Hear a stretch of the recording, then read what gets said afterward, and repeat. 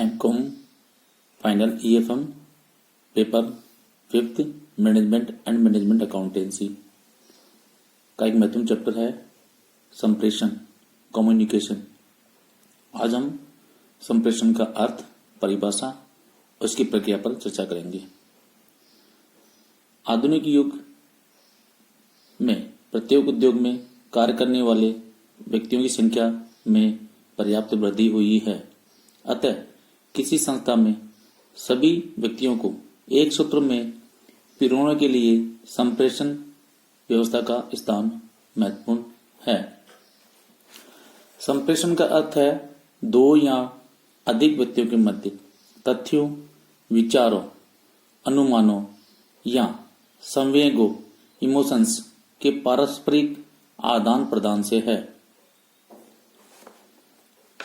अब हम संप्रेषण की परिभाषाओं पर चर्चा करेंगे। कीथ डेविस ने कहा है कि संप्रेषण प्रक्रिया है जिसमें संदेश और समझ को एक दूसरे से व्यक्ति को पहुंचाया जाता है। Communication is the process of passing information and understanding from one person to another. इसी प्रकार न्यूमैन तथा समर ने संप्रेषण को परिभाषित करते हुए कहा है कि संप्रेषण दो या दो से अधिक व्यक्तियों के मध्य तथ्यों, विचारों, सम्मतियों अथवा भावनाओं का विनिमय है।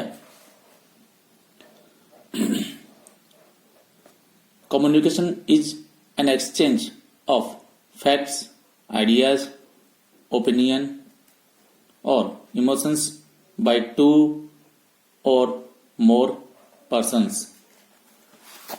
अब हम संप्रेषण की प्रक्रिया के बारे में बात करेंगे। Process of communication.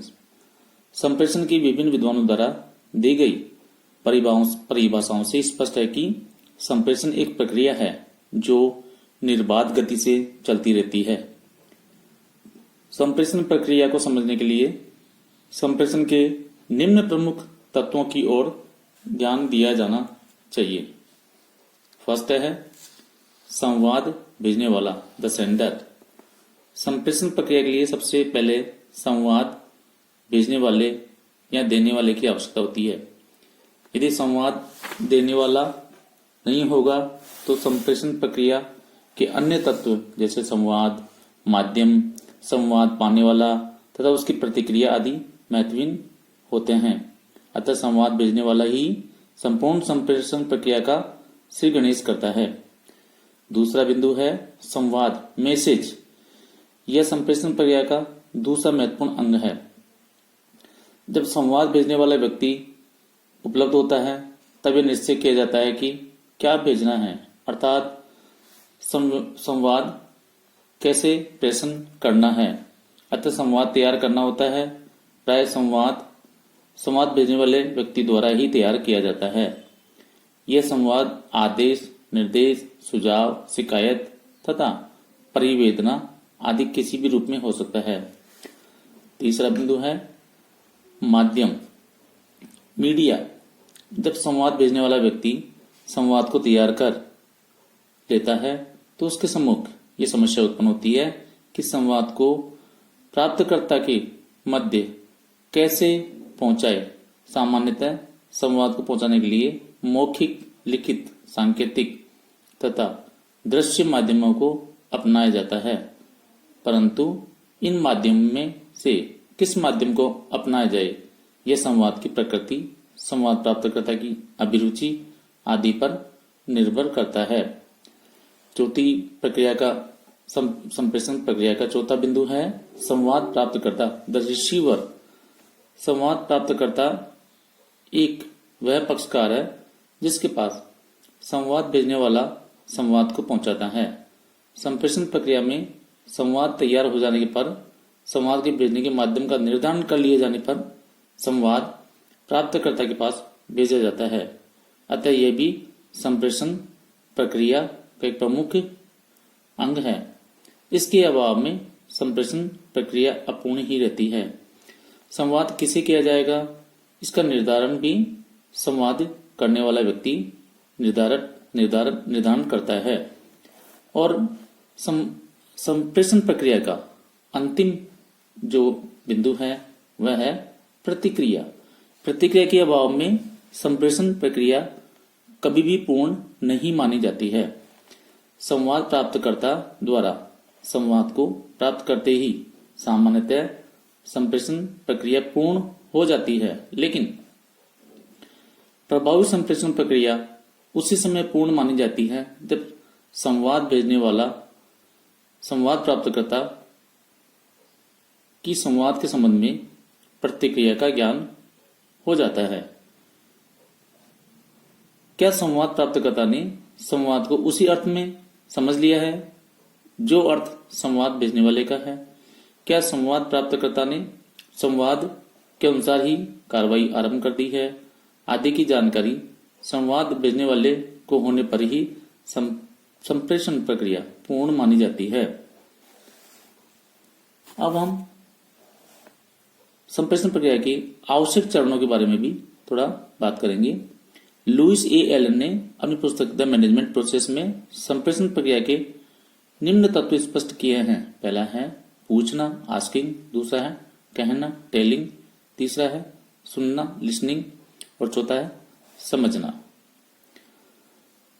लॉरेंस ए एप्ले के अनुसार संप्रेषण प्रक्रिया के निम्न आवश्यक चरण है। पहला है विचार अथवा समस्या का स्पष्टीकरण, क्लैरिफिकेशन द आइडिया और प्रॉब्लम।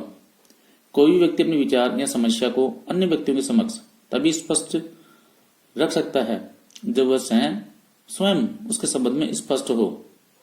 दूसरा बिंदु है समस्या के निवारण हेतु हिस्सा देना, getting participation in developing a solution to the problem.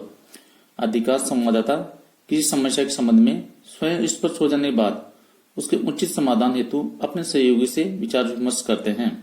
इस प्रकार के विचार विमर्श से एक ओर तो समस्या के निदान के संबंध में अनेक नवीन सुझाव प्राप्त हो जाते हैं और दूसरी ओर संवाददाता द्वारा लिए गए निर्णय की जांच भी हो जाती है। तीसरा है विचारों एवं निर्णयों का संप्रेषण, ट्रांसमिटिंग आइडियाज और डिसीजन। किसी समस्या के संबंध में ठोस एवं उत्तम निर्णय पर पहुंचने के पश्चात संप्रेषण प्रक्रिया का आगामी चरण उस निर्णय को संवाद प्राप्तकर्ता तक पहुंचाना होता है।